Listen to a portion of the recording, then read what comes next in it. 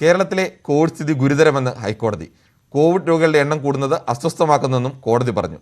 ചികിത്സാ നിരക്ക് കുറയ്ക്കുന്ന കാര്യം ആലോചിക്കുന്നതായി സർക്കാർ.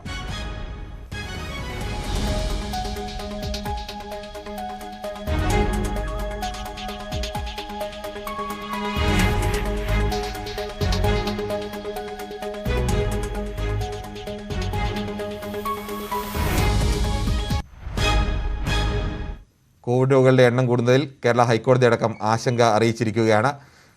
സംസ്ഥാനം വിലയ്ക്ക് വാങ്ങാൻ ഉദ്ദേശിക്കുന്ന വാക്സിൻ ലഭിക്കാൻ വൈകും. കുറഞ്ഞത് 2 മാസമെങ്കിലും കഴിഞ്ഞ് വാക്സിൻ ലഭ്യമാകുള്ളൂവെന്ന് വാക്സിൻ നിർമ്മാതാക്കൾ സർക്കാരിനെ അറിയിച്ചു. നിർമ്മാണശേഷിയുടെ പരമാവധി ഉപയോഗപ്പെടുത്തിയാണ് ഇപ്പോൾ വാക്സിൻ ഉൽപ്പാദനം നടക്കുന്നതെന്നും കമ്പനികൾ സർക്കാരിനെ അറിയിച്ചു. ഇതിനിടെ സംസ്ഥാനത്ത് കോവിഡ് വ്യാപനം അതിതീവ്രമായി തുടരുകയാണ്. ചികിത്സയിലുള്ള രോഗികളുടെ എണ്ണം 3 ലക്ഷത്തിനടുത്തെത്തി. മിക്ക ജില്ലകളിലും ടെസ്റ്റ് പോസിറ്റിവിറ്റി നിരക്ക് 15-ന് മുകളിലാണ്. തിരുവനന്തപുരത്തും വിവരങ്ങളുമായി എസ് ശരണാണ് ചേരുന്നത്. ശരൺ, ഇപ്പോഴത്തെ നിലവിലത്തെ അവസ്ഥ എങ്ങനെയാണ് സർക്കാർ കണക്ക് കൂട്ടുന്നത്? കിരൺ, അടുത്ത 3 മാസം കൊണ്ട് 1 കോടി വാക്സിൻ വിലയ്ക്ക് വാങ്ങുമെന്നുള്ളതാണ് സംസ്ഥാന സർക്കാർ വ്യക്തമാക്കിയിരുന്നത്. ഇതിന് പിന്നാലെ തന്നെ നടപടിക്രമങ്ങൾ ആരംഭിക്കുകയും ചെയ്തിരുന്നു. ഈ ഘട്ടത്തിൽ കൂടിയാണ് ഇപ്പോൾ പ്രധാനപ്പെട്ട അറിയിപ്പ് വാക്സിൻ നിർമ്മാതാക്കളുടെ ഭാഗത്തു നിന്ന് സർക്കാരിന് ലഭിച്ചിരിക്കുന്നത്. അവർ പ്രധാനമായും വ്യക്തമാക്കിയിരിക്കുന്നത് ഇപ്പോൾ ഓർഡർ ചെയ്താൽ പോലും 2 മാസത്തിന് ശേഷം മാത്രമേ വാക്സിൻ ലഭിച്ചു തുടങ്ങൂ എന്നുള്ള കാര്യമാണ്. അതിൽ പ്രധാനമായും കാരണമായി അവർ ചൂണ്ടിക്കാട്ടുന്നത് 2 കാരണങ്ങളാണ്. ഒന്ന്, ഈ സംസ്ഥാനങ്ങൾക്ക് നൽകേണ്ട വാക്സിനുകളുടെ പ്രൊഡക്ഷൻ ഇതുവരെയും ആരംഭിച്ചിട്ടില്ല. ഒപ്പം തന്നെ ഈ വാക്സിനുകളുടെ ആവശ്യവും ഉൽപാദനവും തമ്മിൽ വലിയ അന്തരം നിലനിൽക്കുകയാണ്. അതുകൊണ്ട് കൂടിയാണ് ജൂലൈ അല്ലെങ്കിൽ ഓഗസ്റ്റോട് കൂടി മാത്രമേ ഈ വാക്സിനുകൾ കേരളത്തിലേക്ക് എത്തിക്കാൻ കഴിയൂ എന്നുള്ള നിലപാടിലേക്ക് വാക്സിൻ നിർമ്മാതാക്കൾ പോയിരിക്കുന്നത്. ഏതായാലും മറ്റൊരു പ്രധാനപ്പെട്ട കാര്യം നമുക്കറിയാം, ഈ 18 വയസ്സിന് മുകളിൽ പ്രായമുള്ള ആളുകളുടെ വാക്സിനേഷൻ നടപടികൾ നാളെ ആരംഭിക്കാനിരിക്കുകയാണ്. ഈ ഘട്ടത്തിൽ കൂടിയാണ് വാക്സിൻ നിർമ്മാതാക്കളുടെ ഭാഗത്തു നിന്ന് ഇത്തരത്തിലൊരു തീരുമാനം അല്ലെങ്കിൽ അറിയിപ്പ് വന്നിരിക്കുന്നത്. നമ്മൾ 1 കോടി വാക്സിൻ വാങ്ങാനാണ് സർക്കാർ തീരുമാനിച്ചത്.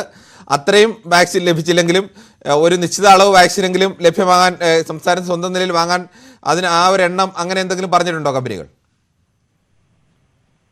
കിരൺ, പ്രധാനമായും 1 കോടി വാക്സിൻ എന്ന് പറയുമ്പോൾ 70 ലക്ഷം ഡോസ് വാക്സിൻ, അതായത് കോവിഷീൽഡിന്റെ 70 ലക്ഷം ഡോസ് വാക്സിനും ഒപ്പം തന്നെ കോവാക്സിന്റെ 30 ലക്ഷം ഡോസ് വാക്സിനും, ഇങ്ങനെയാണ് സർക്കാർ ഉദ്ദേശിച്ചിരുന്നത്. ഇത് സംബന്ധിച്ചാണ് പ്രധാനപ്പെട്ട 2 കമ്പനികളുമായി ചർച്ച നടത്തിയിരുന്നത്.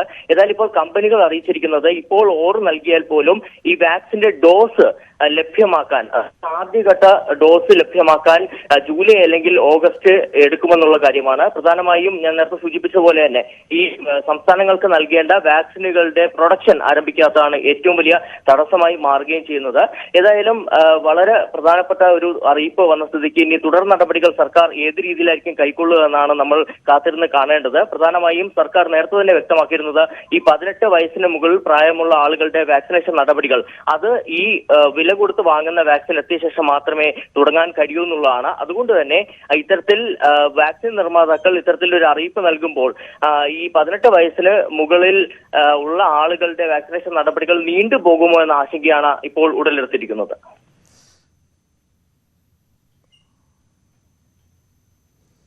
വാമനപുരത്ത് വാക്സിൻ എടുക്കാൻ വന്ന കേന്ദ്രത്തിൽ തിക്കും തിരക്കും ഉണ്ടായിട്ടുണ്ട്. നേരത്തെ ശരൺ തന്നെയാണ് ഈ വിഷയവും റിപ്പോർട്ട് ചെയ്യുന്നത്. ശരണ, ഇപ്പോൾ അവിടുത്തെ തിക്കും തിരക്കും പരിഹരിക്കപ്പെടാൻ കഴിഞ്ഞിട്ടുണ്ടോ? അത് ഓർഡറിലായി കഴിഞ്ഞോ? കിരൺ, പ്രധാനമായും അതായത് ഇന്നലെ ആരോഗ്യമന്ത്രി ഒരു വാർത്താക്കുറിപ്പ് ഇറക്കിയിരുന്നു. അതിൽ പ്രധാനമായും പറഞ്ഞിരുന്നത് ഈ വാക്സിന്റെ 2ാം ഡോസ് എടുക്കേണ്ടവർക്കുള്ള സ്പോട്ട് രജിസ്ട്രേഷൻ അത് ഒഴിവാക്കുകയാണെന്നുള്ളതാണ്. മറ്റൊരു ബദൽ ക്രമീകരണമാണ് ആരോഗ്യ വകുപ്പ് മുന്നോട്ട് വയ്ക്കുകയും ചെയ്തിരുന്നത്. പ്രധാനമായും ഈ വാക്സിനേഷൻ സെന്ററുകളിൽ ഈ വാക്സിന്റെ 2ാം ഡോസ് എടുക്കാൻ അർഹതപ്പെട്ട ആളുകളുടെ ലിസ്റ്റ് അത് തയ്യാറാക്കും. അതിനുശേഷം അത് കോവിൻ പോർട്ടലിൽ അപ്ലോഡ് ചെയ്യും. അതിനുശേഷം ഈ വാക്സിൻ കേന്ദ്രങ്ങളിലെ മാനേജർമാർ ആശാവർക്കർമാരുടെ സഹായത്തോടു കൂടി ഈ വാക്സിൻ എടുക്കേണ്ട ആളുകളിലേക്ക് ഇത് കമ്മ്യൂണിക്കേറ്റ് ചെയ്യുകയും ചെയ്യും. ഏതായാലും ഇത്തരത്തിലൊരു ക്രമീകരണമാണ് ഏർപ്പെടുത്തുമെന്ന് ആരോഗ്യവകുപ്പ് അറിയിച്ചിരുന്നത്. അത്തരത്തിലൊരു നിർദ്ദേശം ഈ സെന്ററുകൾക്ക് നൽകുകയും ചെയ്തിരുന്നു. എന്നാൽ ഈ സ്പോട്ട് രജിസ്ട്രേഷൻ ഇന്നും തുടരുന്ന സാഹചര്യമാണ് പല വാക്സിനേഷൻ കേന്ദ്രങ്ങളിലും നിലനിന്നിരുന്നത്. ഇതോടുകൂടിയാണ് വലിയ തിരക്കിലേക്ക് കാര്യങ്ങൾ പോവുകയും ചെയ്തിരുന്നത്. പ്രധാനമായും നമ്മൾ നേരത്തെ കണ്ടിരുന്നത് പോലെ ഈ വാമനപുരത്തെ ഈ വാക്സിനേഷൻ കേന്ദ്രത്തിലും ഒപ്പം തന്നെ ജിമ്മി ജോർജ് മാസ് വാക്സിനേഷൻ കേന്ദ്രത്തിലെല്ലാം വലിയ തിരക്കാണ് തിരക്കാണ് രാവിലെ മുതൽ തന്നെ അനുഭവപ്പെടുന്നത്. പ്രത്യേകിച്ച് ഈ സ്പോട്ട് രജിസ്ട്രേഷന്റെ ഭാഗമായി ആളുകൾ തിക്കി നിൽക്കുന്ന ഒരു സാഹചര്യം ഉണ്ടായിരുന്നു. ഏതായാലും വാമനപുരത്തെ സാഹചര്യങ്ങൾ ഇപ്പോൾ പരിഹാരം കണ്ടിട്ടുണ്ട്. അതായത് പോലീസ് പ്രധാനമായും ഇടപെട്ടിട്ടുണ്ട്. പോലീസ് ഇടപെട്ടുകൊണ്ട് തന്നെ ഈ ടോക്കൺ വിതരണം അത് പോലീസ് പൂർണ്ണമായും ഏറ്റുകൊടുത്തുകൊണ്ടാണ് ഇത്തരത്തിലുള്ള പ്രശ്നത്തിന് പരിഹാരം കണ്ടിരിക്കുന്നത്. ശരണ, ഈ സ്പോട്ട് രജിസ്ട്രേഷൻ എന്ന് പറയുമ്പോൾ സ്വാഭാവികമായും ആദ്യം വരുന്നവർക്ക് ആദ്യം രജിസ്ട്രേഷൻ എന്ന കണക്കിലായിരിക്കുമല്ലോ. അത് തിക്കും തിരക്കിനും ഇനിയും കാരണമാകില്ലേ? കഴിഞ്ഞ ദിവസം ഇന്നലെ തന്നെ സർക്കാർ വ്യക്തമാക്കിയത് ആർക്കാണോ രണ്ടാം സെറ്റ് വാക്സിൻ എടുക്കാനുള്ളത് അവരെ ആശാവർക്കർമാർ അറിയിച്ച് അവർക്ക് പ്രത്യേക സമയം കൊടുക്കുമെന്നാണ്. ആ തരത്തിലേക്കുള്ള ക്രമീകരണം ഇപ്പോഴും മാറിയിട്ടില്ല എന്നാണോ? തീർച്ചയായിട്ടും നേരത്തെ ഈ വാക്സിന്റെ രണ്ടാം ഡോസ് എടുക്കേണ്ട ആളുകൾക്കും ഓൺലൈൻ രജിസ്ട്രേഷൻ നിർബന്ധമാക്കിയിരുന്നു. എന്നാൽ ഈ ഓൺലൈൻ രജിസ്ട്രേഷനെ സംബന്ധിച്ച് വലിയ രീതിയിലുള്ള വ്യാപകമായ പരാതി ഉയരുന്ന സാഹചര്യം ഉണ്ടായിരുന്നു. ഇതിന് പിന്നാലെയാണ് ഈ ഓൺലൈൻ രജിസ്ട്രേഷൻ ഒഴിവാക്കിയിട്ട് സ്പോട്ട് രജിസ്ട്രേഷൻ സർക്കാർ കൊണ്ടുവന്നിരുന്നത്. എന്നാൽ സ്പോട്ട് രജിസ്ട്രേഷന്റെ ഭാഗമായി എല്ലാ വാക്സിനേഷൻ കേന്ദ്രങ്ങളിലും വലിയ തിരക്കാണ് അനുഭവപ്പെട്ടിരുന്നത്. പ്രത്യേകിച്ച് ആളുകൾ കൂട്ടമായി എത്തുന്ന ഒരു സാഹചര്യം ഉണ്ടായിരുന്നു. ഈ ഘട്ടത്തിൽ കൂടിയാണ് സ്പോട്ട് രജിസ്ട്രേഷനും ഒഴിവാക്കിക്കൊണ്ട് ബദൽ ക്രമീകരണം ഏർപ്പെടുത്തുമെന്ന് ആരോഗ്യവകുപ്പ് അറിയിച്ചിരുന്നത്. എന്നാൽ ഇന്ന് സ്പോട്ട് രജിസ്ട്രേഷൻ തുടരുന്ന സാഹചര്യമാണ് തിരുവനന്തപുരത്തിന്റെ തന്നെ പല ഭാഗങ്ങളിലുള്ള വാക്സിനേഷൻ കേന്ദ്രങ്ങളിൽ കാണാൻ കഴിയുന്നത്. അങ്ങനെയാണ് ആളുകൾ കൂട്ടത്തോടെ എത്തുന്നത്. നീണ്ട ക്യൂ നമുക്ക് പല വാക്സിനേഷൻ കേന്ദ്രങ്ങളിലും കാണാൻ കഴിയുന്നുണ്ട്. രാവിലെ 7 മണി മുതൽ തന്നെ ഇത്തരത്തിൽ നീണ്ട ക്യൂ ഉണ്ടായിരുന്നു. ഏതായാലും എല്ലാ വാക്സിനേഷൻ കേന്ദ്രങ്ങളിൽ ഇപ്പോൾ പോലീസിന്റെ ഇടപെടൽ ഉണ്ടായിട്ടുണ്ട്. പ്രധാനമായും ഈ ടോക്കൺ വിതരണം അടക്കം ഏറ്റെടുത്തുകൊണ്ടാണ് പോലീസ് ഈ പ്രശ്നങ്ങൾക്ക് പരിഹാരം കാണുന്നത്. ശരണ, ഒരു ചെറിയ സംശയം കൂടി. ഈ രണ്ടാമത്തെ ഘട്ടത്തിൽ വാക്സിൻ എടുക്കേണ്ടവർ ഈ സ്പോട്ട് രജിസ്ട്രേഷന് വേണ്ടി ഇങ്ങനെ ഓരോ വിവിധ കേന്ദ്രങ്ങൾ വന്ന് നിൽക്കണം എന്ന് തന്നെയാണോ ഇപ്പോഴുള്ള വ്യവസ്ഥ? അതല്ല, ആശാവർക്കർമാർ രണ്ടാം രജിസ്ട്രേഷനുള്ള ആദ്യം രജിസ്റ്റർ ചെയ്തവരാണ് അതുവരില്ല, അവർക്ക് എപ്പോഴാണ് അവർക്ക് സമയം അനുവദിക്കുന്നതെന്ന് അവരെ വിളിച്ചറിയിക്കുകയോ അല്ലെങ്കിൽ മറ്റേതെങ്കിലും രീതിയിൽ അറിയിക്കുകയോ ചെയ്യുന്ന ഒരു സംവിധാനത്തിലേക്ക് മാറിയിട്ടുണ്ടോ? അതോ ഉടനെ തന്നെ അങ്ങനെ മാറുമോ? കിരൺ, ഞാൻ സൂചിപ്പിച്ച പോലെ ഇന്നലെ വൈകിട്ടാണ് ഈ ആരോഗ്യമന്ത്രിയുടെ ഇത് സംബന്ധിച്ചുള്ള വാർത്താക്കുറിപ്പ് ഇറങ്ങുന്നത്. അതിലാണ് ഈ സ്പോട്ട് രജിസ്ട്രേഷൻ ഇനി മുതൽ ഉണ്ടാകില്ല, പല വാക്സിനേഷൻ കേന്ദ്രങ്ങളിലും ഈ വലിയ തിരക്ക് അനുഭവപ്പെടുന്ന സാഹചര്യത്തിൽ സ്പോട്ട് രജിസ്ട്രേഷൻ ഇനി മുതൽ ഉണ്ടാകില്ല, ബദൽ ക്രമീകരണം ഏർപ്പെടുത്തുകയാണെന്ന് പറഞ്ഞിരിക്കുന്നത്. ഏതായാലും ഇതിന്റെ അടിസ്ഥാനത്തിൽ കൂടിയാണ് അതത് വാക്സിനേഷൻ കേന്ദ്രങ്ങളിൽ ഫസ്റ്റ് ഡോസ് എടുത്ത ആളുകളുടെ അതിൽ അർഹതപ്പെട്ട ആളുകൾ, അതായത് വാക്സിന്റെ രണ്ടാം ഡോസ് എടുക്കാൻ അർഹതപ്പെട്ട ആളുകളുടെ ലിസ്റ്റ് തയ്യാറാക്കും. ആ ലിസ്റ്റ് കോവിൻ പോർട്ടലിൽ അപ്ലോഡ് ചെയ്യും. അതിനുശേഷം ഇത് മാനേജർമാർ, അതായത് അതത് വാക്സിനേഷൻ കേന്ദ്രങ്ങളിലെ മാനേജർമാർ ആശാ വർക്കർമാരുടെ സഹായത്തോടു കൂടി ഈ വാക്സിൻ എടുക്കേണ്ട ആളുകളിലേക്ക് എത്തിക്കുകയും ചെയ്യും. അത് പ്രത്യേക സമയമായിരിക്കും അവർക്ക് അനുവദിച്ചിരിക്കുക. ആ സമയത്ത് തന്നെ അവർ എത്തി വാക്സിൻ സ്വീകരിക്കണമെന്നാണ് ആരോഗ്യവകുപ്പ് നിർദ്ദേശിക്കുകയും ചെയ്തിരുന്നത്. ഏതായാലും ഇത്തരത്തിലുള്ള ക്രമീകരണങ്ങൾ ഇന്ന് നമുക്ക് കാണാൻ കഴിയുന്നില്ല. പകരം സ്പോട്ട് രജിസ്ട്രേഷൻ തന്നെ തുടരുകയാണ്. ഈ ഘട്ടത്തിൽ കൂടിയാണ് പല വാക്സിനേഷൻ കേന്ദ്രങ്ങളിലും വലിയ തിരക്ക് അനുഭവപ്പെടുന്ന സാഹചര്യം ഉണ്ടായത്. സംവിധാനത്തിലേക്ക് മാറിയാൽ സ്വാഭാവികമായും രണ്ടാം ഘട്ട വാക്സിൻ എടുക്കുന്നവർക്ക് വീട്ടിലിരുന്ന് തന്നെ കൃത്യസമയം കിട്ടുകയും തിരക്കില്ലാതെ പോയി വാക്സിൻ എടുക്കാൻ കഴിയുന്ന ഒരു സാഹചര്യം ഉണ്ടാവും. സംസ്ഥാനത്ത് RT-PCR പരിശോധനാ നിരക്ക് കുറയ്ക്കാതെ സ്വകാര്യ ലാബുകൾ. പലയിടത്തും ലാബിൽ പരിശോധനയ്ക്ക് 1700 രൂപ തന്നെയാണ് ഈടാക്കിയത്. പരിശോധനാ നിരക്ക് 500 രൂപയാക്കുമെന്ന് ഇന്നലെ ആരോഗ്യമന്ത്രി വ്യക്തമാക്കിയിരുന്നു. 500 രൂപ നിരക്കെന്ന് കരുതിയാണ് ലാബിലെത്തിയതെന്ന് പരിശോധനയ്ക്ക് എത്തിയവർ പറഞ്ഞു. കുറഞ്ഞിരുന്നത് 500 രൂപ പറഞ്ഞിട്ട് പേപ്പറിലേക്ക് വായിച്ചത്. മാൻ ചോദിച്ചപ്പോൾ 1700 രൂപ എന്ന് പറഞ്ഞു.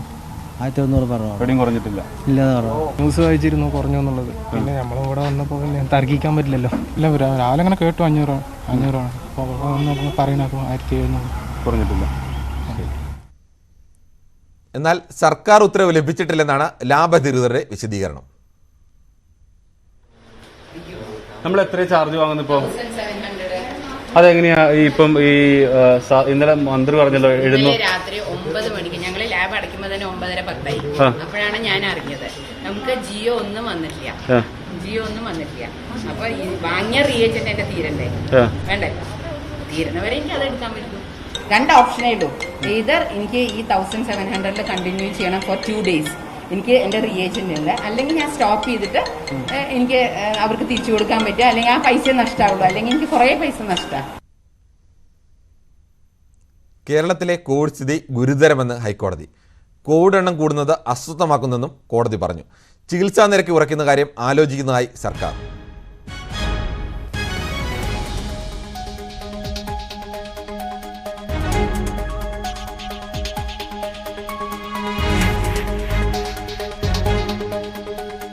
കൊച്ചിയിൽ നിന്നും വിവരങ്ങളുമായി MS അനീഷ് കുമാറാണ് ചേരുന്നത്.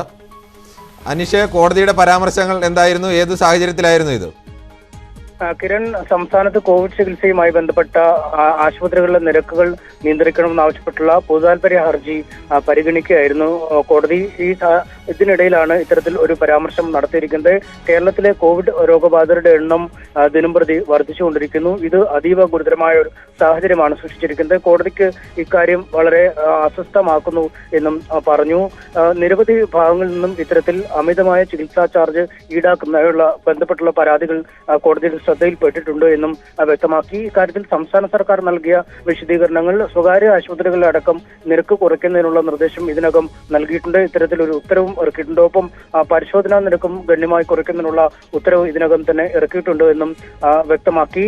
എന്തായാലും നിലവിൽ ഈ രോഗബാധിതനാകുന്നതിനേക്കാൾ തീവ്രമാണ് ഇത് മൂലമുള്ള സാമ്പത്തിക ബുദ്ധിമുട്ടുകൾ അല്ലെങ്കിൽ ചികിത്സാ നിരക്കിലെ അമിതമായ വർധന മൂലം ഇത് വലിയ സാമ്പത്തിക പ്രതിസന്ധിയാണ് ഈ രോഗബാധിതർക്ക് സൃഷ്ടിക്കുന്നതെന്നും കോടതി വ്യക്തമായിരിക്കുന്നു. ഇക്കാര്യത്തിൽ അടിയന്തരമായ നടപടികൾ കൈക്കൊള്ളാനുള്ള നിർദ്ദേശങ്ങൾ എന്തൊക്കെയാണെങ്കിലും തെരഞ്ഞെടുപ്പ് വോട്ടെണ്ണലിന് ശേഷം 4-ാം തീയതി ഇക്കാര്യവുമായി ബന്ധപ്പെട്ട അടിയന്തരമായി എന്ത് ചെയ്യുമെന്ന് കോടതിയെ അറിയിക്കണം എന്ന് സർക്കാരിനോട് കോടതി ആവശ്യപ്പെട്ടു. എന്തായാലും ഇക്കാര്യത്തിൽ ചികിത്സാ നിരക്ക് കുറയ്ക്കുന്ന അടക്കമുള്ള കാര്യങ്ങൾ വളരെ സജീവമായി സർക്കാർ പരിഗണിക്കുകയാണെന്ന് കോടതിയെ അറിയിച്ചിട്ടുമുണ്ട്. കിരൺ,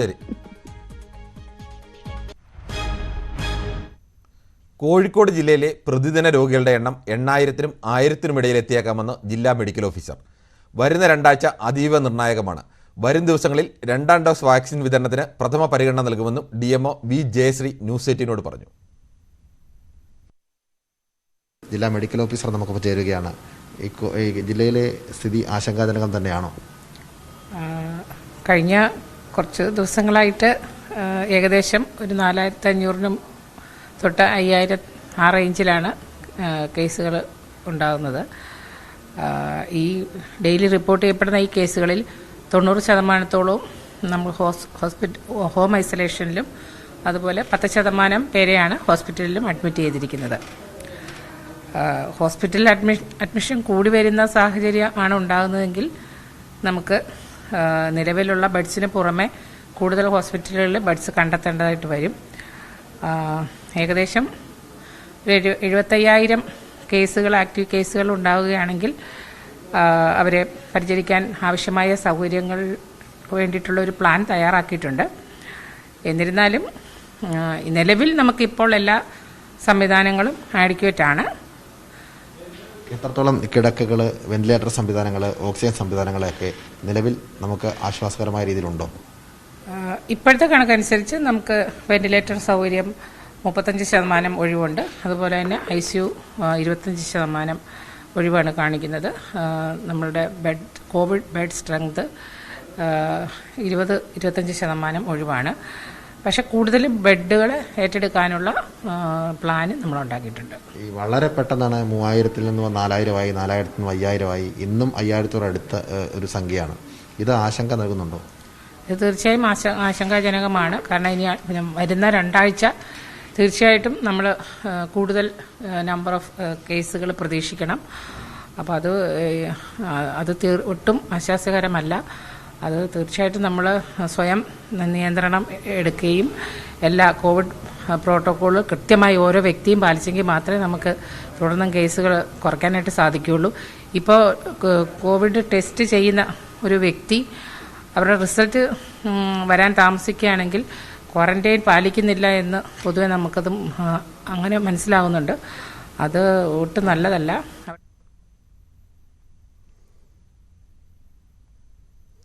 കാസർഗോഡ് ജില്ലയിലെ 23 തദ്ദേശ സ്വയംഭരണ സ്ഥാപനങ്ങളുടെ പരിധിയിൽ ജില്ലാ കളക്ടർ 144 പ്രഖ്യാപിച്ചു. കോവിഡ് പ്രതിരോധ നടപടിയുടെ ഭാഗമായാണ് നിരോധനാജ്ഞ പ്രഖ്യാപിച്ചത്. നീലേശ്വരം, കാഞ്ഞങ്ങാട് മുനിസിപ്പാലിറ്റികൾ ഉൾപ്പെടെയാണ് നിരോധനാജ്ഞ. വിവരങ്ങളുമായി KV ബൈജു ആണ് ചേരുന്നത്. ബൈജു, രോഗികളുടെ എണ്ണം വല്ലാതെ കൂടിയ തദ്ദേശ സ്ഥാപനങ്ങളുടെ പരിധിയിലാണോ ഇപ്പോൾ ഈ നിരോധനാജ്ഞ പ്രഖ്യാപിച്ചിരിക്കുന്നത്? തീർച്ചയായും ജില്ലയിൽ കോവിഡ് വ്യാപനം അതിരൂക്ഷമാകുന്ന സാഹചര്യത്തിലാണ് ഈ കോവിഡ് കേസുകൾ കൂടുതലായി റിപ്പോർട്ട് ചെയ്യുന്ന പ്രദേശങ്ങളിൽ ഇപ്പോൾ ജില്ലാ കളക്ടർ നിരോധനാജ്ഞ പ്രഖ്യാപിച്ചിരിക്കുന്നത്. ഇതിൽ കാഞ്ഞങ്ങാട്, നീലേശ്വരം നഗരസഭ അടക്കം 23 തദ്ദേശ സ്വയംഭരണ സ്ഥാപന പരിധികളിലാണ് കളക്ടർ നിരോധനാജ്ഞ പ്രഖ്യാപിച്ചിരിക്കുന്നത്. ഇത് മെയ് 6 അർദ്ധരാത്രി 12 മണി വരെയാണ് ഈ നിരോധനാജ്ഞ നിലനിൽക്കുക.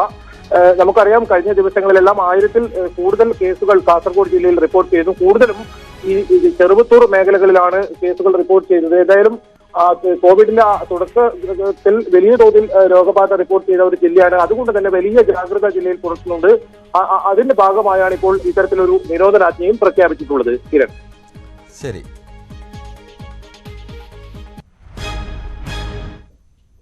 രാജ്യത്ത് പ്രതിദിന കോവിഡ് ബാധിതരുടെ എണ്ണം കുതിച്ചുയരുന്നു. ഒരു ദിവസത്തിനിടെ 3,86,452 പേർക്കാണ് രോഗം ബാധിച്ചത്. 3,498 പേരുടെ മരണം സ്ഥിരീകരിച്ചു. അതേസമയം 18 മുതൽ 45 വയസ്സ് വരെയുള്ളവരുടെ വാക്സിനേഷൻ മിക്ക സംസ്ഥാനങ്ങളിലും വൈകും. നാളെ തുടങ്ങാനാകില്ലെന്ന് കൂടുതൽ സംസ്ഥാനങ്ങൾ കേന്ദ്രത്തെ അറിയിച്ചു. കണ്ടെയ്ൻമെന്റ് സോണുകളിൽ മെയ് 31 വരെ നിയന്ത്രണങ്ങൾ കടുപ്പിക്കണമെന്ന് കേന്ദ്ര ആഭ്യന്തര മന്ത്രാലയം സംസ്ഥാനങ്ങൾക്ക് കത്തയച്ചു. വിവരങ്ങളുമായി ഗ്രീഷ്മ എസ് നായരാണ് ചേരുന്നത്. ഗ്രീഷ്മ, സംസ്ഥാനങ്ങൾക്ക് കൂടുതൽ മറ്റെന്ത് നിർദ്ദേശങ്ങൾ കൂടിയാണ് ഇപ്പോൾ നൽകിയിട്ടുള്ളത്? കിരൺ, രാജ്യത്ത് കോവിഡ് ബാധിതരുടെ എണ്ണം ദിനം പ്രതി വർദ്ധിച്ചു വരുന്ന സാഹചര്യത്തിൽ ടെസ്റ്റ് പോസിറ്റിവിറ്റി നിരക്ക് 10%-ലേറെയും ഒപ്പം ആശുപത്രി കിടക്കകൾ 60% കഴിഞ്ഞ പ്രദേശങ്ങളിൽ കടുത്ത നിയന്ത്രണം വേണമെന്നാണ് കേന്ദ്രം നൽകിയിരിക്കുന്ന നിർദ്ദേശം. മെയ് 31 വരെ കർശന നിയന്ത്രണങ്ങൾ പാലിക്കണമെന്ന് കേന്ദ്ര ആഭ്യന്തര മന്ത്രാലയം സംസ്ഥാനങ്ങളോട് നിർദ്ദേശിക്കുന്നു. നേരത്തെ ഇത് ഏപ്രിൽ 31 വരെയായിരുന്നു. അതേസമയം തന്നെ രാജ്യത്ത് കോവിഡ് ബാധിതരുടെ എണ്ണം തുടർച്ചയായ 2ാം ദിവസവും 3.25 ലക്ഷത്തിൽ അധികമാണ്. കഴിഞ്ഞ 24 മണിക്കൂറിൽ 3,86,452 പേർക്കാണ് രാജ്യത്ത് കോവിഡ് സ്ഥിരീകരിച്ചത്. ഒപ്പം 3,498 മരണവും സ്ഥിരീകരിച്ചിട്ടുണ്ട്. ഏറ്റവും കൂടുതൽ പ്രതിദിന കോവിഡ് ബാധിതർ മഹാരാഷ്ട്രയിലാണ്. തൊട്ടു പിന്നാലെ കേരളവുമുണ്ട്. മഹാരാഷ്ട്രയിൽ 66,000-ൽ പരം പേർക്കാണ് പ്രതിദിനം കോവിഡ് ബാധിക്കുന്നത്. ഗുരുതരമായ സാഹചര്യമുള്ള ഡൽഹിയിൽ രാഷ്ട്രപതി ഭരണം ഏർപ്പെടുത്തണമെന്ന് കോൺഗ്രസ് ആവശ്യപ്പെട്ടിട്ടുണ്ട്. സർക്കാർ കടുത്ത പരാജയമാണ് കോവിഡ് നിയന്ത്രിക്കുന്നതിലും ഒപ്പം രോഗികളുടെ ജീവൻ രക്ഷിക്കുന്നതിലും വരുത്തുന്നത്. ഈ സാഹചര്യത്തിൽ രാഷ്ട്രപതി ഭരണം ഏർപ്പെടുത്തണമെന്നാണ് കോൺഗ്രസിന്റെ ആവശ്യം. ഈ രീതിയിൽ വലിയ തോതിലുള്ള ഗുരുതരമായ സാഹചര്യത്തിലൂടെയാണ് രാജ്യം കടന്നുപോകുന്നത്. ലോകരാജ്യങ്ങളിൽ നിന്നുള്ള സഹായമൊക്കെ തന്നെ എത്തിത്തുടങ്ങിയിട്ടുണ്ട്. അമേരിക്കയിൽ നിന്ന് മരുന്നുകളും ഉപകരണങ്ങളുമായി വിമാനമെത്തി. ഒപ്പം റഷ്യൻ നിർമ്മിത 18 വയസ്സ് മുതൽ 45 വയസ്സ് വരെയുള്ളവരുടെ വാക്സിൻ വിതരണം വൈകും എന്നാണ് റിപ്പോർട്ട് ചെയ്തത്. പല സംസ്ഥാനങ്ങളും ഇത് കേന്ദ്രത്തെ അറിയിച്ചിട്ടുമുണ്ട്. വാക്സിൻ ലഭ്യമാകുന്നില്ല, വാക്സിന്റെ ക്ഷാമം തന്നെയല്ലേ ഇതിന് പ്രധാനപ്പെട്ട കാരണം? തീർച്ചയായും കിരൺ, മിക്ക സംസ്ഥാനങ്ങളിലും 45 വയസ്സിന് മുകളിലുള്ളവർക്ക് നൽകിക്കൊണ്ടിരിക്കുന്ന വാക്സിന്റെ 2ാമത്തെ ഡോസ് നൽകാൻ പോലുമുള്ള വാക്സിൻ നിലവിലില്ല. ഈ ഒരു സാഹചര്യത്തിൽ 18 വയസ്സിന് മുകളിലുള്ളവർക്ക് കൂടി ഈ ഒരു ഘട്ടത്തിൽ വാക്സിൻ നൽകുക പ്രായോഗികമല്ല എന്നാണ് സംസ്ഥാനങ്ങൾ ചൂണ്ടിക്കാണിക്കുന്നത്. മധ്യപ്രദേശ്, ഗുജറാത്ത്, പഞ്ചാബ്, മഹാരാഷ്ട്ര, ഡൽഹി, കേരളം ഉൾപ്പെടെയുള്ള സംസ്ഥാനങ്ങൾ ഇക്കാര്യം കേന്ദ്രത്തെ അറിയിച്ചിട്ടുണ്ട്.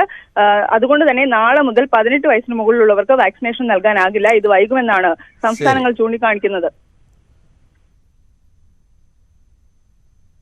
മുൻ അറ്റോർണി ജനറലും ഭരണഘടനാ വിദഗ്ധനുമായ സോളി സൊറാബ്ജി അന്തരിച്ചു. കോവിഡ് ബാധിച്ച് ഡൽഹിയിലെ സ്വകാര്യ ആശുപത്രിയിൽ ചികിത്സയിലിരിക്കുകയായിരുന്നു അന്ത്യം. 91 വയസ്സായിരുന്നു. 1989-90 കാലയളവിലും 98 മുതൽ 2004 വരെയും അറ്റോർണി ജനറലായിരുന്നു. 2002-ൽ പത്മവിഭൂഷൺ നൽകി രാജ്യം അദ്ദേഹത്തെ ആദരിച്ചിരുന്നു. രാജ്യത്ത് എല്ലാവരും വാക്സിൻ എടുത്ത് കോവിഡിനെ പ്രതിരോധിക്കാൻ സജ്ജരാണെന്ന് ഉറപ്പാക്കാൻ നെറ്റ്വർക്ക് 18 പ്രതിജ്ഞാബദ്ധമാണ്. അതിനായുള്ള ബോധവൽക്കരണമാണ് ഫെഡറൽ ബാങ്കുമായി ചേർന്ന് നടത്തുന്ന Sanjeevani campaign. Health expert Apollo 24/7 ഈ ദൗത്യത്തിൽ പങ്കാളികളാവുന്നു. കൂടുതൽ വിവരങ്ങൾക്ക് moneycontrol.com/sanjeevani എന്ന വെബ്സൈറ്റ് സന്ദർശിക്കുക. ഇനിയൊരിടവേളയാണ്.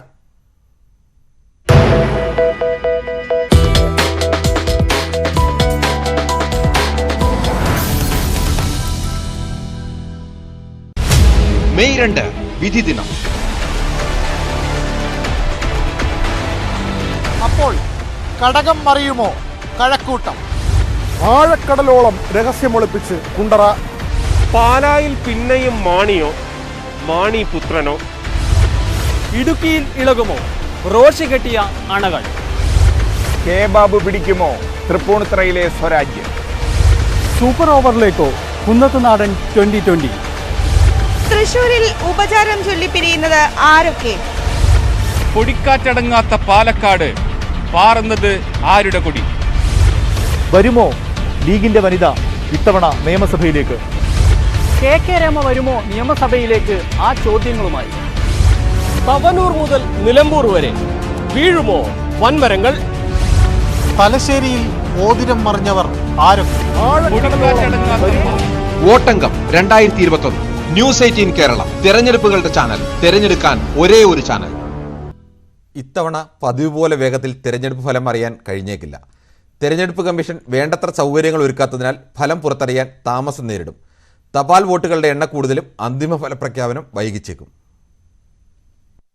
8:30 ആദ്യ ഫലസൂചനകൾ, 11 വ്യക്തമായ തെരഞ്ഞെടുപ്പ് ചിത്രം, ഉച്ചയ്ക്ക് അന്തിമ ഫലപ്രഖ്യാപനം. നിയമസഭാ തെരഞ്ഞെടുപ്പിലെ കേരളത്തിലെ ഈ പതിവ് ഇത്തവണയുണ്ടാകില്ല. കഴിഞ്ഞ ലോക്സഭാ തെരഞ്ഞെടുപ്പ് വരെ വേഗത്തിലും കൃത്യവുമായുള്ള ഫലപ്രഖ്യാപനം സാധ്യമാക്കിയത് ട്രെൻഡ് എന്ന സോഫ്റ്റ്വെയർ വഴിയായിരുന്നു. ഇത്തവണ തെരഞ്ഞെടുപ്പ് കമ്മീഷൻ ട്രെൻഡ് ഉപേക്ഷിച്ചു. പകരം കമ്മീഷന്റെ വെബ്സൈറ്റ് വഴിയും പ്രത്യേക മൊബൈൽ ആപ്പ് വഴിയും പൊതുജനങ്ങൾക്ക് ഫലമറിയാമെന്നാണ് വിശദീകരണം. എന്നാൽ ഇതുവഴിയുള്ള ഫലസൂചനകളെത്താൻ സമയമെടുക്കും.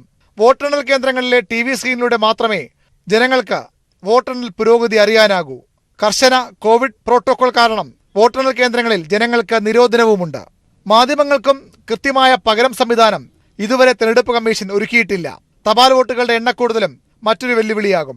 4,53,237 തപാൽ വോട്ടുകളാണ് ഇതുവരെ കമ്മീഷൻ ലഭിച്ചത്. 2-ാം തീയതി രാവിലെ 8 മണിവരെ തപാൽ വോട്ടുകൾ സ്വീകരിക്കും. ആകെ 5,84,237 തപാൽ ബാലറ്റുകൾ വിതരണം ചെയ്തതിനാൽ ബാലറ്റുകളുടെ സംഖ്യ ഇനിയും ഉയരും. കഴിഞ്ഞ തവണ 1,09,001 തപാൽ വോട്ടുകൾ മാത്രമാണ് ഉണ്ടായിരുന്നത്.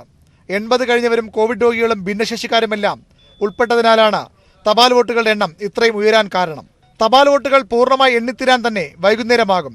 അന്തിമ ഫലപ്രഖ്യാപനത്തിന് രാത്രി വരെ കാത്തിരിക്കേണ്ടി വന്നേക്കാം. ന്യൂസ് 18 തിരുവനന്തപുരം. എക്സിറ്റ് പോൾ പ്രവചനങ്ങൾ ഇടതുമുന്നണി ശരിവെക്കുമ്പോൾ സർവേകളെ തള്ളുകയാണ് പ്രതിപക്ഷം. കഴിഞ്ഞ തവണ ലഭിച്ചതിനേക്കാൾ കൂടുതൽ സീറ്റ് നേടി LDF അധികാരത്തിൽ വരുമെന്ന് CPM സംസ്ഥാന സെക്രട്ടറി A. വിജയരാഘവൻ പറഞ്ഞു. എക്സിറ്റ് പോൾ ഫലം മാത്രമല്ല യാഥാർത്ഥ്യവും അങ്ങനെയാകുമെന്നും വിജയരാഘവൻ കൂട്ടിച്ചേർത്തു. ചാനൽ സർവേകൾക്കെതിരെ വീണ്ടും പ്രതിപക്ഷ നേതാവ് രമേശ് ചെന്നിത്തല രംഗത്തെത്തി. എക്സിറ്റ് പോളുകളിൽ യഥാർത്ഥ ജനഹിതമല്ല പ്രതിഫലിക്കുന്നത്, പരാജിതന്റെ കപട ആത്മവിശ്വാസമാണ് മുഖ്യമന്ത്രി പിണറായി വിജയൻ കഴിഞ്ഞ ദിവസം പ്രകടിപ്പിച്ചതെന്നും ചെന്നിത്തല വിമർശിച്ചു. സർവേകൾ നിരർത്ഥകമാണെന്നും വോട്ട് എണ്ണിത്തീരുമ്പോൾ UDF ട്രെൻഡാണെന്ന് മനസ്സിലാകുമെന്നും PK കുഞ്ഞാലിക്കുട്ടി പറഞ്ഞു. തികഞ്ഞ ആത്മവിശ്വാസത്തോടു കൂടി മികച്ച വിജയം എന്നുള്ളതാണ് ഇടതുപക്ഷ ജനാധിപത്യ മുന്നണി പ്രതീക്ഷിക്കുന്നത്. അത് ഒരു എക്സിറ്റ് പോൾ ബലത്തിലല്ലല്ലോ. നമ്മൾ ഞായറാഴ്ച വോട്ടെണ്ണി യാഥാർത്ഥ്യത്തിലേക്ക് തന്നെ എത്തിച്ചേരും. മികച്ച വിജയം ഇടതുപക്ഷ ജനാധിപത്യ മുന്നണിക്ക്. കഴിഞ്ഞ വർഷം UDFനോടൊപ്പം നിന്ന 2 ഘടകകക്ഷികൾ ഇടതുപക്ഷ ജനാധിപത്യ മുന്നണിയിലേക്ക് വന്നു എന്നതുകൊണ്ട് തന്നെ നമുക്ക് കഴിഞ്ഞ വർഷത്തേക്കാൾ കൂടുതൽ സീറ്റുകൾ കിട്ടാനുള്ള സാധ്യതയുണ്ട്. UDFന്റെ തകർച്ചയുടെ വേഗത വർദ്ധിക്കും എന്നത് നിസ്തർക്കമായ വസ്തുതയാണ്. തുടർഭരണം വലിയ ആഘാതമായിരിക്കും UDF. എക്സിറ്റ് പോളുകളും സർവേകളും ജനവികാരത്തിന്റെ യഥാർത്ഥ പ്രതിഫലനമല്ല. അതുകൊണ്ട് തന്നെ ഞങ്ങൾക്ക് പൂർണ്ണമായ ആത്മവിശ്വാസമുണ്ട് എന്ന് ഞാൻ പറയാൻ ആഗ്രഹിക്കുന്നു. ഈ തെരഞ്ഞെടുപ്പിൽ UDF വൻപിച്ച വിജയം നേടും. ഈ തെരഞ്ഞെടുപ്പിൽ അഴിമതി ഭരണം അവസാനിപ്പിച്ചുകൊണ്ട് LDFനെ ജനങ്ങൾ തൂത്തെറിയും എന്ന പൂർണ്ണമായ വിശ്വാസം ഞങ്ങൾക്കുണ്ട്.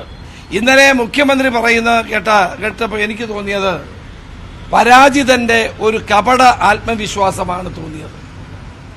അദ്ദേഹം മെഷീനിലിരിക്കുന്ന വോട്ട് തങ്ങൾക്കാണ് എന്ന് പറഞ്ഞുകൊണ്ട് നടത്തിയ പ്രസ്താവന ആളുകളെ കബളിപ്പിക്കാൻ വേണ്ടിയുള്ളത് മാത്രമാണ്. സർവേകൾ അതിൻ്റെ നിരർത്ഥകത സ്വയം സംസാരിക്കുകയാണ്. ഉദാഹരണമായിട്ട് ഒരു സർവേയിൽ കോഴിക്കോട് ജില്ലയിൽ UDF വളരെ വലിയ പ്രകടനം കാഴ്ചവെക്കും. വേറൊരു സർവേയിൽ ഒറ്റ സീറ്റും കിട്ടില്ല. ഒരു സർവേയിൽ മുഴുവൻ UDF ഏകദേശം, വേറൊരു സർവേയിൽ ഒറ്റ സീറ്റും കിട്ടില്ല.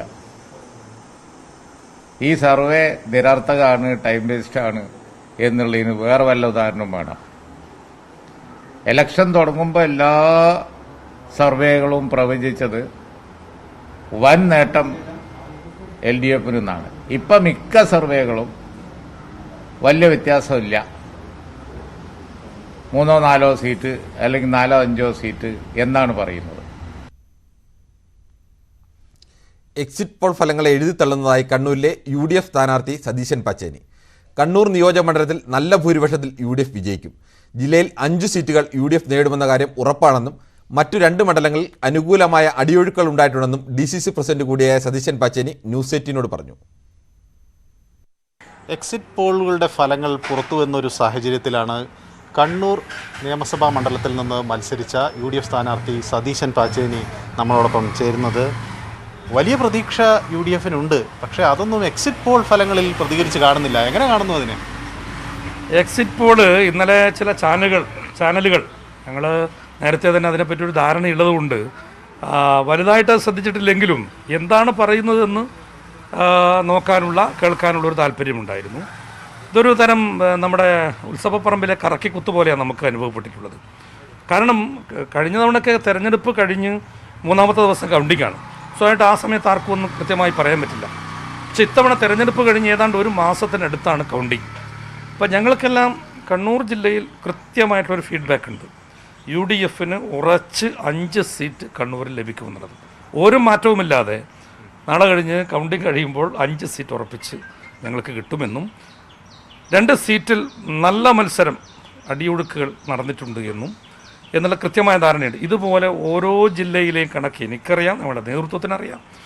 UDFനൊരു സോളിഡ് മെജോറിറ്റിയാണ് ഈ മറ്റന്നാളത്തെ ഫലപ്രഖ്യാപനമായ രീതിയിലാണ് ഈ എക്സിറ്റ് പോളുകൾ. തീർച്ചയായിട്ടും ഞാൻ അതിനെക്കുറിച്ച് മനസ്സിലാക്കിയപ്പോൾ നമ്മുടെ ചില മാധ്യമപ്രവർത്തകർ പങ്കുവെച്ചത് 1-1.5 ലക്ഷം വോട്ടർമാരൊക്കെ വോട്ട് ചെയ്ത വോട്ടർമാരിൽ വളരെ ചുരുക്കം പേരെ കാണുന്നു എന്നുള്ളതാണ്.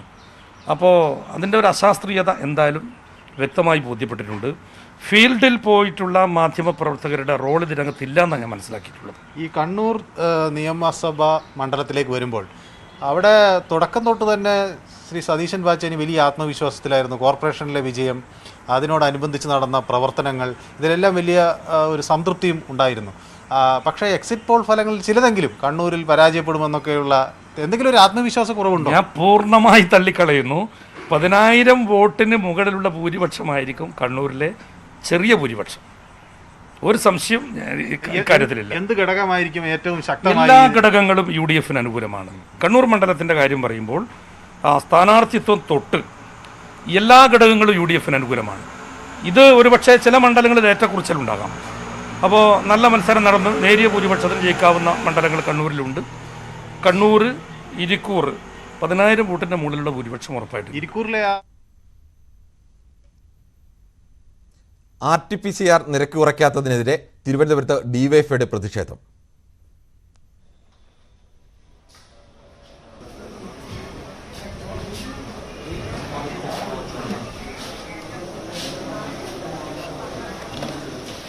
VV അരുണാണ് ചേരുന്നത്. അരുണ, ഇത് എവിടെയാണ് പ്രതിഷേധം നടക്കുന്നത്? ഈ കോവിഡ് മാനദണ്ഡങ്ങൾ പാലിച്ച് തന്നെയാണല്ലോ പ്രതിഷേധം നടക്കുന്നത്. അകന്നൊക്കെയാണ് ഇരിക്കുന്നത് ആളുകൾ. കിരൺ, സംസ്ഥാനത്ത് RT-PCR നിരക്ക് 1,700 നിന്ന് 500 രൂപയായി ഇന്നലെ സർക്കാർ കുറച്ചിരുന്നു. എന്നാൽ ഇന്നും അത് ആ സർക്കാർ നിർദ്ദേശം പാലിക്കാൻ സംസ്ഥാനത്തെ സ്വകാര്യ ആശുപത്രികൾ തയ്യാറാകുന്നില്ല. അതിനെതിരെയാണ് ഇപ്പോൾ DYFIയുടെ പ്രതിഷേധം. തിരുവനന്തപുരത്ത് ആറ്റുകാൽ ആശുപത്രിയിലാണ് പ്രതിഷേധം നടക്കുന്നത്. ഇപ്പോൾ നമ്മൾ കാണുന്ന ദൃശ്യങ്ങൾ ആശുപത്രിക്കകത്ത് DYFI നേതാക്കൾ ഇവിടെ ആശുപത്രിയുടെ ഡയറക്ടർ അടക്കമുള്ളതുമായി ചർച്ച നടത്തുന്ന ദൃശ്യങ്ങളാണ് കാണുന്നത്. ഇത് ഒരു ആശുപത്രിയിലെ മാത്രം പ്രശ്നമല്ല, സംസ്ഥാനത്ത് മിക്ക ആശുപത്രികളിലും ഇത് തന്നെയാണ് അവസ്ഥ. തിരുവനന്തപുരത്തെ മറ്റൊരു ആശുപത്രിയിലും ഇന്ന് ആളുകൾ സർക്കാരിന്റെ വാക്ക് വിശ്വസിച്ച് 500 രൂപയ്ക്ക് RT-PCR ടെസ്റ്റ് ചെയ്യാൻ പോയിരുന്നു. പക്ഷേ ഒരിടത്തും അത്തരമൊരു സംവിധാനം നിലവിൽ വന്നിട്ടില്ല. എല്ലായിടത്തും 1,700 രൂപ തന്നെ ഇന്നും വാങ്ങുകയാണ്. ഏതായാലും ശക്തമായ പ്രതിഷേധം ഉണ്ടാകുന്നു തിരുവനന്തപുരത്ത് ഈ ആറ്റുകാൽ ആശുപത്രിയിൽ. ഇവിടെ DYFIയുടെ നേതൃത്വത്തിലാണ് പ്രതിഷേധം. എന്നാൽ മറ്റു പലയിടത്തും പ്രതിഷേധമില്ലാതെ ആളുകൾ ഇതിനുശേഷം ഇത്രയും പണം നൽകാനാകാതെ തിരിച്ചിറങ്ങി പോകുന്ന അവസ്ഥയുണ്ട്. ഇവിടെ ഇപ്പോൾ ആശുപത്രി അധികൃതരുമായി ചർച്ച നടത്തുകയാണ്. സർക്കാർ വലിയ ആവശ്യങ്ങൾ കൂടുതലാണ് സർക്കാർ അത്ര തീരുമാനം എത്തിച്ചതിന് കാരണം നിരന്തരം RT-PCR പരിശോധന നടത്തേണ്ട അവസ്ഥയിലാണ് ജനങ്ങൾ. ആഴ്ചയിൽ പലതവണ ജോലിക്ക് പോകുന്നവർക്കും മറ്റ് യാത്രകൾക്കുള്ളവർക്കും ഒക്കെ തിരുവനന്തപുരത്ത് RT-PCR ടെസ്റ്റിനുള്ള നിരക്ക് കുറയ്ക്കാത്തതിനുള്ള പ്രതിഷേധമാണ് DYFI നടത്തുന്നത്. രാവിലെയും നമ്മുടെ റിപ്പോർട്ടുകൾ ഉണ്ടായിരുന്നു. ഇതുപോലെ പല സ്ഥലങ്ങളിലും ആളുകൾ എത്തുമ്പോൾ 1,700 രൂപ തന്നെയാണ് ഇന്നും പല ലാബുകളും വാങ്ങുന്നത്. എന്തായാലും ഇക്കാര്യത്തിൽ ഇന്ന് തന്നെ ഒരു അനുകൂലമായ തീരുമാനം ഉണ്ടാകുമെന്ന് പ്രതീക്ഷിക്കാം. ഇനി ഒരു ഇടവേളയാണ്. വയനാട്ടിൽ 3 മണ്ഡലങ്ങളിലും മികച്ച വിജയം നേടുമെന്ന് DCC പ്രസിഡന്റും ബത്തേരിയിലെ UDF സ്ഥാനാർത്ഥിയുമായ IC ബാലകൃഷ്ണൻ. പാർട്ടിയിൽ പ്രശ്നങ്ങൾ ഉണ്ടായിരുന്നില്ലെന്നും അധികാരമോഹികളായ ചിലർ പാർട്ടി വിടുക മാത്രമാണ് ഉണ്ടായതെന്നും IC ബാലകൃഷ്ണൻ ന്യൂസ് 18 പറഞ്ഞു. നിർണായകമായ തെരഞ്ഞെടുപ്പ് ഫലം വരാൻ ഒരു ദിവസം ശേഷിക്കെ ഇന്ന് നമ്മോടൊപ്പം ഉള്ളത് സുൽത്താൻ ബത്തേരിയിലെ UDF സ്ഥാനാർത്ഥിയും വയനാട് DCC പ്രസിഡന്റുമായ IC ബാലകൃഷ്ണനാണ്. എങ്ങനെയാണ് ഈ തെരഞ്ഞെടുപ്പിന്റെ ഫലം വരുന്നു? വലിയ ആകാംക്ഷയോടെയാണ് ആളുകൾ ഇരിക്കുന്നത്. ജില്ലാ കോൺഗ്രസിന്റെ അധ്യക്ഷൻ എന്ന നിലയിൽ കൂടി വലിയ ഉത്തരവാദിത്തം ജില്ലയിലെ വിജയങ്ങളിലേക്ക് ഉണ്ടല്ലോ, എങ്ങനെയാണ്? ഞങ്ങളെ സംബന്ധിച്ച് തെരഞ്ഞെടുപ്പ് കഴിഞ്ഞതിന് ശേഷമല്ല, തെരഞ്ഞെടുപ്പ് മുൻപ് ഞങ്ങൾ പറയുന്നു, വയനാട് ജില്ലയിലെ 3 മണ്ഡലങ്ങളിലും ഐക്യ ജനാധിപത്യ മുന്നണി സ്ഥാനാർത്ഥികൾ വലിയ ഭൂരിപക്ഷത്തിൽ വിജയിച്ചു വരും. കാരണം ഈ കഴിഞ്ഞ തെരഞ്ഞെടുപ്പിൽ 3 നിയോജക മണ്ഡലങ്ങളിലും താഴെത്തട്ടിൽ വളരെ ഗൗരവത്തോടു കൂടി അച്ചടക്കത്തോടു കൂടി ഈ തെരഞ്ഞെടുപ്പിൽ പ്രവർത്തകർ പ്രവർത്തിച്ചിട്ടുണ്ട്.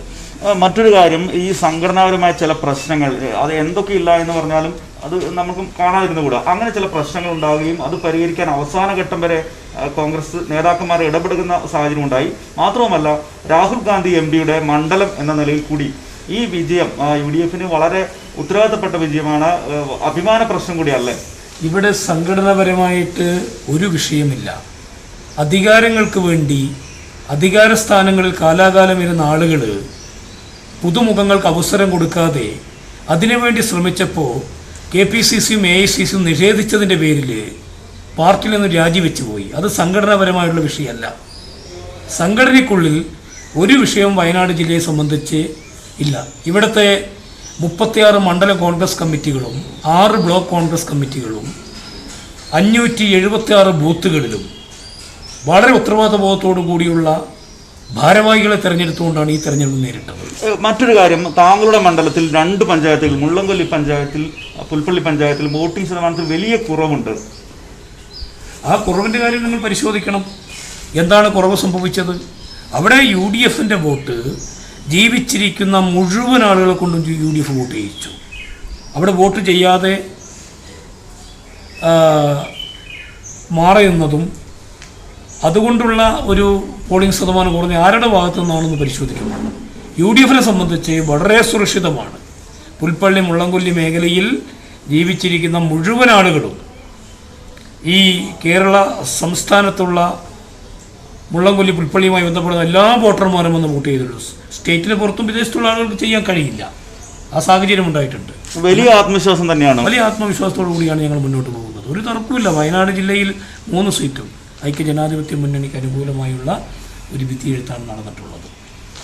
വലിയ ആത്മവിശ്വാസത്തിലാണ് കോൺഗ്രസിന്റെ ജില്ലാ അധ്യക്ഷൻ IC ബാലകൃഷ്ണൻ. 3 മണ്ഡലങ്ങളിലും വലിയ മേൽക്കൈയുള്ള വിജയം UDF സ്ഥാനാർത്ഥികൾ നേടുമെന്നാണ് IC ബാലകൃഷ്ണൻ വ്യക്തമാക്കുന്നത്. വയനാട്ടിൽ നിന്നും ന്യൂസ് 18ക്ക് വേണ്ടി രതീഷ് വാസ്തവൻ. പാലയിലെ വിജയത്തിൽ സംശയമേ ഇല്ലെന്ന് UDF സ്ഥാനാർത്ഥി മാണി സി കാപ്പൻ. ജോസ് കെ മാണി വിരുദ്ധ തരംഗം തെരഞ്ഞെടുപ്പിൽ ഉണ്ടായിട്ടുണ്ട്. ഇടതുപക്ഷത്തു നിന്നും BJPയിൽ നിന്നും വോട്ട് കിട്ടിയിട്ടുണ്ടെന്നും കാപ്പൻ ന്യൂസ് 18നോട് പറഞ്ഞു.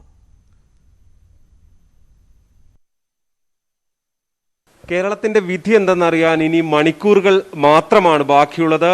കേരളം അത്രത്തിൽ വിധി എഴുതി കഴിഞ്ഞ് അതിന്റെ വോട്ടെണ്ണലിലേക്ക് നമ്മൾ കടക്കുമ്പോൾ ഏറ്റവും പ്രധാനപ്പെട്ട ഒരു മണ്ഡലം പാല തന്നെയാണ്. പാലയിൽ എന്താകും ജനവിധി എന്നത് രാഷ്ട്രീയ കേരളത്തിന്റെ തന്നെ ആകാംക്ഷ നിറയ്ക്കുന്ന ചോദ്യമാണ്. പാലയിലെ UDF സ്ഥാനാർത്ഥി മാണി സി കാപ്പൻ എന്നോടൊപ്പം ചേരുന്നുണ്ട്. നേരിട്ട് ചോദിക്കുകയാണ്, എന്താണ് ഇത്തവണത്തെ ഒരു ഏറ്റവും അവസാന കണക്കുകൂട്ടലെല്ലാം കഴിഞ്ഞിട്ടുള്ള ഒരു പ്രതീക്ഷ എങ്ങനെ? ഒരു സംശയം വേണ്ട, 15,000 വോട്ടിന് മുകളിൽ ഇവിടെ ജയിച്ചിരിക്കും. ഇത് ആദ്യം തൊട്ട് പറയുന്ന ഒരു കണക്കാണ്. 15,000 എന്നുള്ള ആ ഒരു കോൺഫിഡൻസ് ഇപ്പോഴും നിൽക്കുകയാണ്. അതായത് കണക്കുകൂട്ടലെല്ലാം UDFന്റെ കഴിഞ്ഞല്ലോ. അത് ഞാൻ ആദ്യം 10,000 ആയിരുന്നല്ലോ പറഞ്ഞത്, പിന്നെയാണ് അവസാന ഭാഗത്താണ് 15,000 എന്ന് പറയുന്നത്. കാരണം ജനങ്ങളുടെ പ്രതികരണം കണ്ട് മനസ്സിലായി. ഞാൻ 4 ഇലക്ഷൻ നിന്നതല്ലേ, ഇത് 5ാമത്തെ ഇലക്ഷനല്ലേ, 3 തോറ്റു, ഒരു ഉപതെരഞ്ഞെടുപ്പ് ജയിച്ചു. അപ്പം ജനത്തിൻ്റെ പ്രതികരണത്തിൽ നമുക്ക് മനസ്സിലാക്കാൻ കഴിയും. ആ പ്രതികരണം നമുക്ക് 100% അനുകൂലമാണ്. ഉപതെരഞ്ഞെടുപ്പിലൊക്കെ ഉണ്ടതിനേക്കാൾ കൂടുതൽ പ്രതികരണം വന്നെന്ന് മനസ്സിലാക്കണമല്ലോ. കാരണം 3000-ഓളം മാത്രമായിരുന്നു അന്നത്തെ ഒരു ഭൂരിപക്ഷം. ഇപ്പോൾ അതിൽ കൂടുതൽ ഉണ്ടാകുന്നതാണ് ഉറപ്പാണ്. ഇത് പാല എന്ന് പറയുന്ന ഒരു UDF മണ്ഡലമാണ്. ആ UDF മണ്ഡലത്തിലാണ് ഇപ്പോൾ LDF അപ്പുറത്ത് നിന്ന് മത്സരിക്കുന്നത്. ഞാൻ LDF നിന്ന് മത്സരിച്ച് തോറ്റ് പിടിച്ചാണ് ഇവിടെ വന്നത്. അപ്പോൾ UDF അനുകൂലമായ ഒരു സ്ഥിതി പാലായിലുണ്ട് എപ്പോഴും. അത് പ്ലസ് ഓഫ് കോഴ്സ് നമ്മൾ പേഴ്സണൽ NCK, കല, സാംസ്കാരികം, ഇതെല്ലാം സ്പോർട്സ്, ഇതെല്ലാം വരുമ്പോൾ വോട്ടുകൾ വരും. രാഷ്ട്രീയമായ വോട്ടുകൾക്ക് അപ്പുറത്തേക്കുള്ള വോട്ടുകളും വരുന്നതാണ്. അതായത് UDF മണ്ഡലമാണ് പാല, അതിനപ്പുറത്തേക്കുള്ള വോട്ട് എന്ത് കാരണം കൊണ്ട് വരും എന്നാണ് കരുതുന്നത്? ഏറ്റവും പ്രധാനമായി ജോസ് കെ മാണി എന്ന് പറയുന്ന വ്യക്തി MP ആയി തിരഞ്ഞെടുക്കപ്പെട്ടു. ഞാനൊക്കെ മുനിസിപ്പൽ കൗൺസിലറായിട്ടാണ് വന്നത്. അദ്ദേഹത്തിൻ്റെ രാഷ്ട്രീയ സാഹചര്യത്തിൽ അദ്ദേഹം ലോക്സഭയിലെത്തി. ആ ലോക്സഭയിലെത്തിയ ശേഷം 1.5 കൊല്ലം ബാക്കിയുള്ള പതിറ്റിട്ട് വന്ന് രാജ്യസഭ എടുത്തു. ആ രാജ്യസഭ 6 വർഷത്തേക്കാണ്. ആ 6 വർഷമുള്ള രാജ്യസഭ 2.5 വർഷം കഴിഞ്ഞപ്പോൾ രാജിവെച്ച് ബാക്കി 3.5 വർഷം ഉപേക്ഷിച്ചിട്ട് ഇവിടെ പാലായി മത്സരിക്കാൻ വന്നു. ഇവിടെ ഞാൻ മത്സരിക്കുമ്പോൾ എനിക്കെതിരെ ഉണ്ടായിരുന്ന ഏറ്റവും വലിയ ആയുധം ഞാൻ ദേശാടന പക്ഷിയാണ്, ഇവിടെ കാണുകയല്ല ജയിച്ചാൽ. അതിന് തക്ക മറുപടി കൊടുത്തുകൊണ്ട് 16 മാസം നല്ലൊരു MLA പ്രവർത്തിക്കാൻ എനിക്ക് കഴിഞ്ഞു. 462 രൂപയുടെ വികസന പ്രവർത്തനങ്ങൾ ഇവിടെ കൊണ്ടുവരാൻ കഴിഞ്ഞു. അത് ജനത്തിന് അതൊരു തിരിച്ചറിവായി. പുതിയൊരു MLA കണ്ടു. പാലായിൽ വ്യത്യസ്തനായൊരു MLA അവർക്ക് കാണാൻ കഴിഞ്ഞു. അതിൻ്റെ പ്രതികരണം സ്വാഭാവിക തിരഞ്ഞെടുപ്പിൽ നമ്മൾ ചെല്ലുമ്പം ആളുകളെ കാണുമ്പോൾ അവരൊരു ഇൻട്രാക്ട് ചെയ്യുമ്പോൾ ബോധ്യപ്പെട്ടിട്ടുണ്ട്. ജോസ് വിരുദ്ധ വികാരമുണ്ട് എന്ന് കണക്കാക്കുന്നു. അത് ഇവിടെ മാത്രമല്ല, ജോസ് കെ മാണിയുടെ സ്ഥാനാർത്ഥികൾ മത്സരിച്ച എല്ലായിടത്തും ഉണ്ട്. മറ്റിടത്തും തോൽക്കാൻ തന്നെയാണ് സാധ്യത. സംശയമൊന്നും വേണ്ട, അങ്ങനെ തന്നെയാണ്. അടുത്തിടയ്ക്ക് വന്ന വാർത്ത പാലയിൽ മാണി സി കാപ്പൻ BJPയുടെ വോട്ട് വാങ്ങിയിരിക്കുന്നു എന്ന വാർത്തകളായിരുന്നു. ജോസ് ക്യാമ്പിൽ നിന്ന് അങ്ങനെ വന്നു എന്ന് പറഞ്ഞിട്ടുള്ളതാണ്. അതിനെന്താണ് വസ്തുത? ഞാൻ ആദ്യമേ പറഞ്ഞു, പണാധിപത്യവും ജനാധിപത്യവും തമ്മിലുള്ള മത്സരം എവിടെയാണെന്ന്. പണാധിപത്യം ആരുടെ ഇല്ലാന്ന് അറിയാമല്ലോ. അത് കുരുമുളക് വിറ്റും റബ്ബർ ഷീറ്റ് വിട്ട കാശൊന്നുമല്ലല്ലോ. അതുകൊണ്ട് കുറേ അധികം ചിലവാക്കിയിട്ടുണ്ട് ഇവിടെ. പക്ഷെ അതിനേക്കാൾ മേലെ ജനാധിപത്യത്തിൽ ഉറച്ചു നിന്നു. അവരാരാണ് ജയിക്കേണ്ടതെന്ന് ആദ്യം തന്നെ തീരുമാനമെടുത്തു. അത് അവസാനം വരെ ആ തീരുമാനം, ആ ട്രെൻഡ് നിലനിന്നു.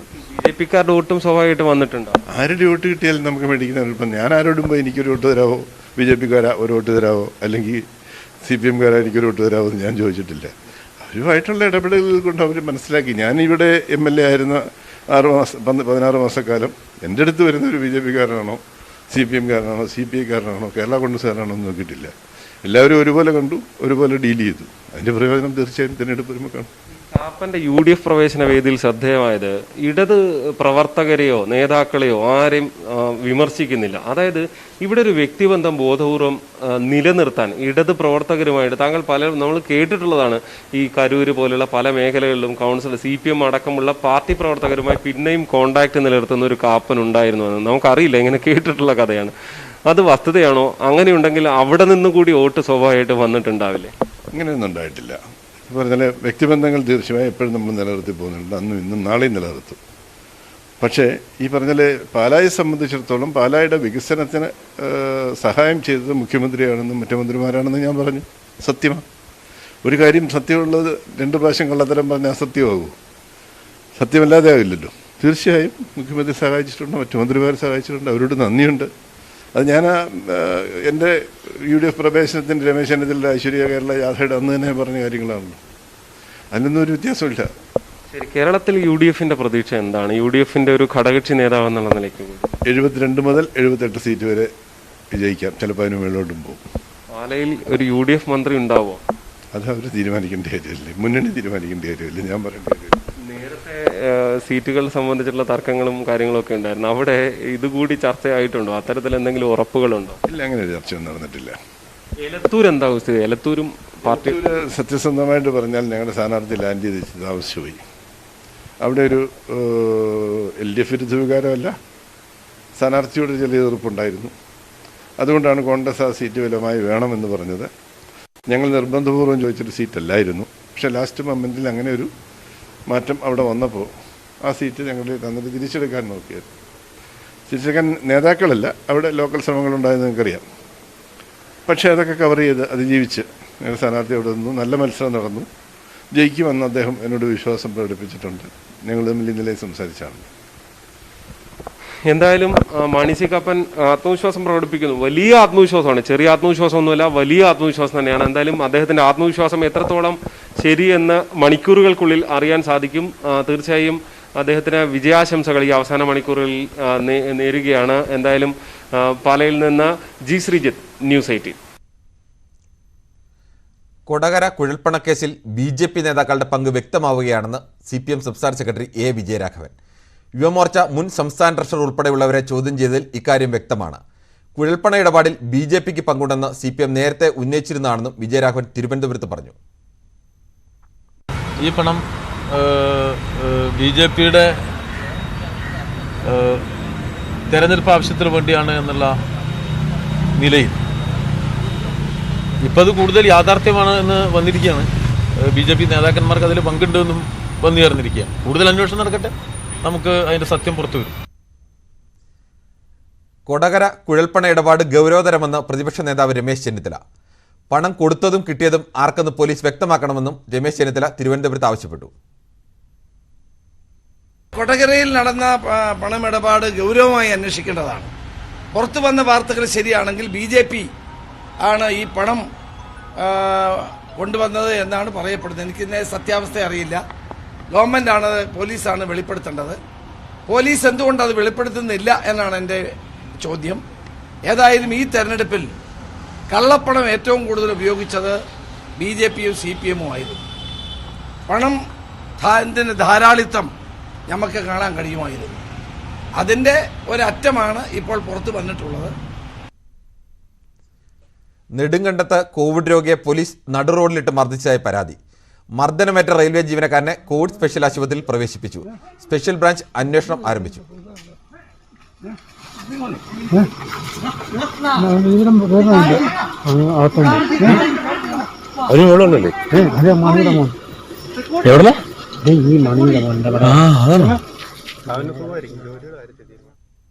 തെരഞ്ഞെടുപ്പ് പ്രഖ്യാപിച്ച ദിവസം IASകാർക്ക് ക്വാർട്ടേഴ്സ് പണിയാൻ ഇറക്കിയ ഉത്തരവിന് പിന്നിൽ ഗൂഢാലോചനയെന്ന് ആക്ഷേപം.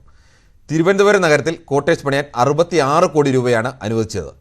കോവിഡ് പ്രതിരോധത്തിന് പണമില്ലാതെ സംസ്ഥാനം വിഷമിക്കുന്ന ഘട്ടത്തിലാണ് IAS ധൂർത്ത്.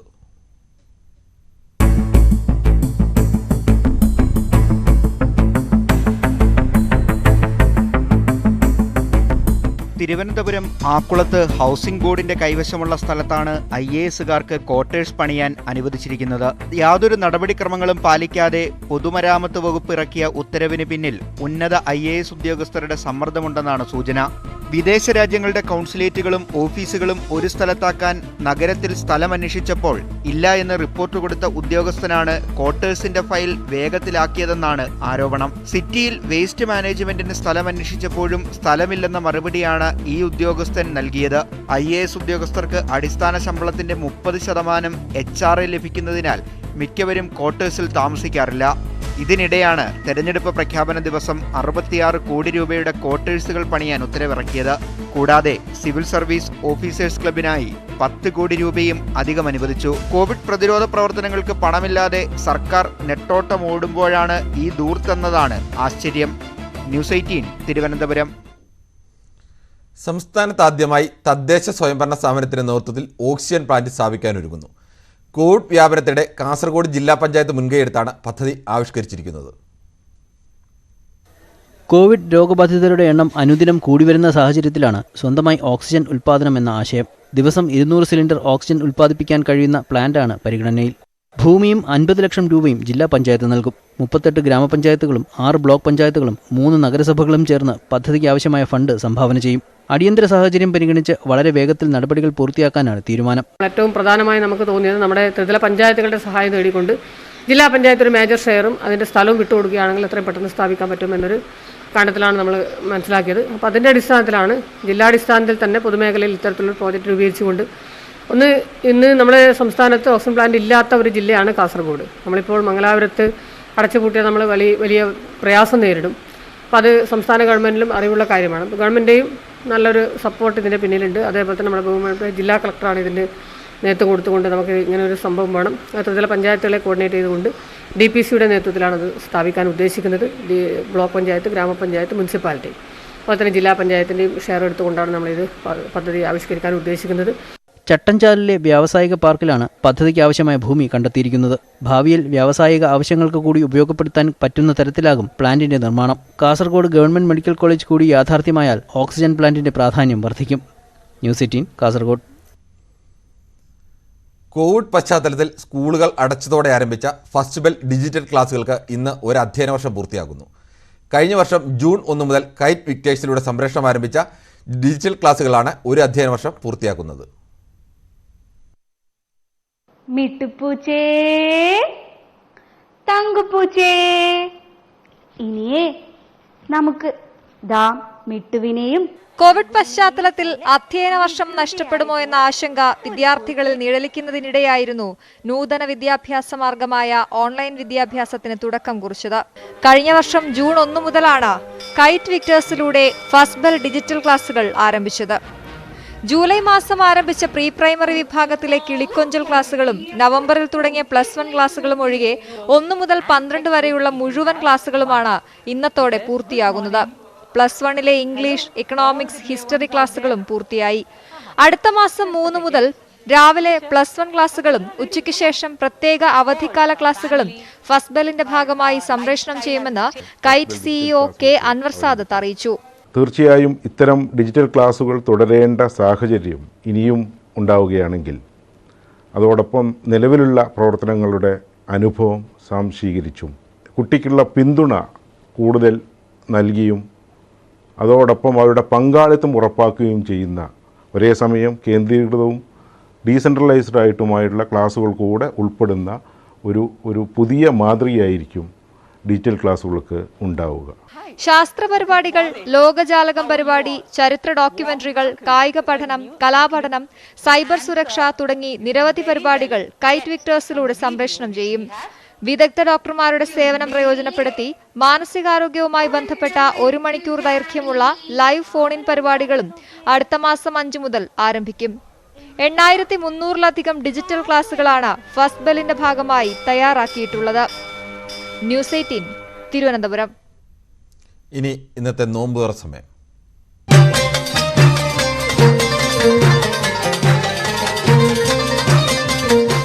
In association with അക്ഷണത്തിൽ ഇത്രയും അത്ഭുതം ഈ ദുനിയാവിൽ വേറെ കാണില്ല. ആദാമിന്റെ ചായക്കട.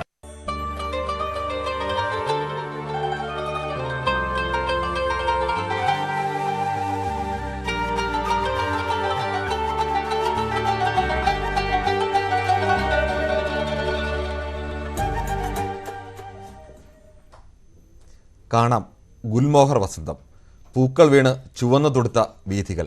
തിരുവനന്തപുരം കനകക്കുന്ന് കൊട്ടാരത്തിൽ നിന്നും പ്രിയൻ പകർത്തിയ ദൃശ്യങ്ങളിലൂടെ ഈ വാർത്താ ബുള്ളറ്റിൻ പൂർണ്ണമാകുന്നു.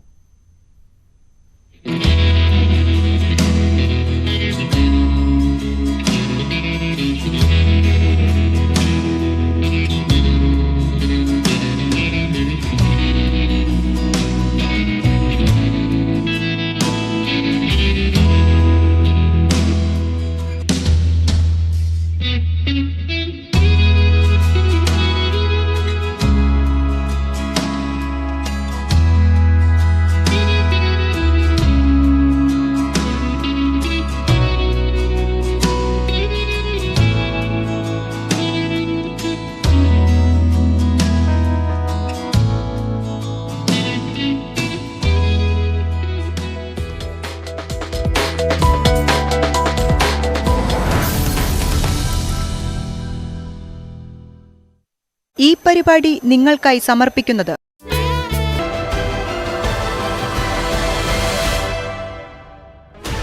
16 channels,